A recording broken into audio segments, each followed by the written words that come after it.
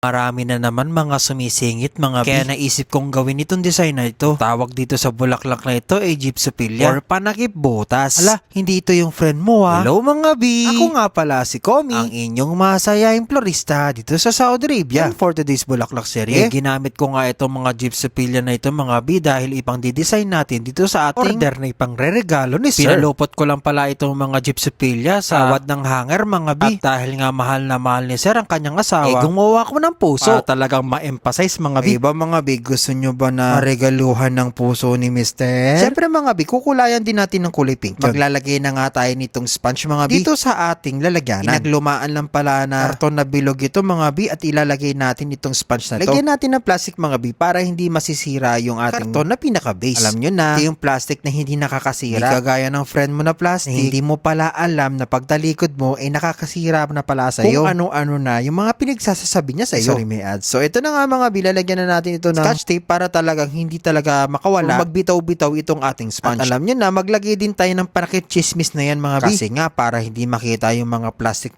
na yan. Lalo na ng mga marites. Siyempre, maglagay din tayo ng mga bulaklak. Naglagay pala ako ng kulay puti, violet at saka mga kulay pink na mga bulaklak. Mekos-mekos lang pala na bulaklak ito mga Naglagay ako ng kulay violet na mga roses. Mga baby rose na kulay pink. At kinagandaan sa mga baby rose na ito mga marami. Kasing dami na naging jowa ng ex mo. Ay, hindi mo pala alam, pang 5 ka pala. Ay, sorry. Ka na mag-overthink. Bago mo kasi sagutin, mag-research ka muna. Ay, sorry, may ads. So, ito na nga mga maglalagay din tayo ng mga kulay fuchsia ng mga baby roses. To, di ba? Talaga nag-pop talaga yung kulay ng fuchsia na yan. As usual, imemekos-mekos natin para talagang punong-puno yung ating mga bulaklak. Maglalagay din tayo ng mga chrysanthemum na kulay puti para talagang takip na takip at fuller na fuller itong ating arrangement. Nga pala mga B, huwag niyo pong kakalimutan na comment down below kung saan na nakarating itong ating video. Shoutout na rin sa mga nagko-comment mga B at nagpuso ng ating mga videos. Thank you po so much. At syempre mga B, maglalagay din tayo nitong mga statis, ang tawag dyan. Naubusan kasi ako ng gypsophilia. Kasi nga mga B, ginamit natin doon sa papuso na design. Pakirate naman po yung mga ginagawa natin videos mga B. Syempre mga B, please naman, pakipusuan naman po yung ating video. At pagtatapos na po natin siya mga B, i-assemble na po natin siya na parang ganyan. Kukunin lang natin yung puso tapos itutusok lang natin sa pinakagitna. Syempre dahil si Madam yung center of love. Maglagay din tayo ng ribbon mga B. At nabalitaan ko pala mga B na kaya ganito yung ginagawa ni customer kasi nanganak pala yung asawa ni Sir. Sana all sweet lagi. Tapos sprayan na natin para mas maging fresh at mas maging maganda itong ating arrangement. Pusuan mo ako flower arrangement. Diba mga B, napusuan nyo po ba itong flower arrangement natin? Siyempre mag-like at mag-subscribe. Mag-share na rin para magkaroon ng blessing sa katapusan. Mag-like, mag-follow at mag-subscribe para sa mas marami pang mga bulaklak serye na hatid sa inyo ng one and only na masayang florista dito sa Saudi Arabia. Siyempre mga B, walang iba kundi si Komi. So paano ba yung mga B sa susunod ulit na bulaklak serye? Ano ba yan mga B? See you soon!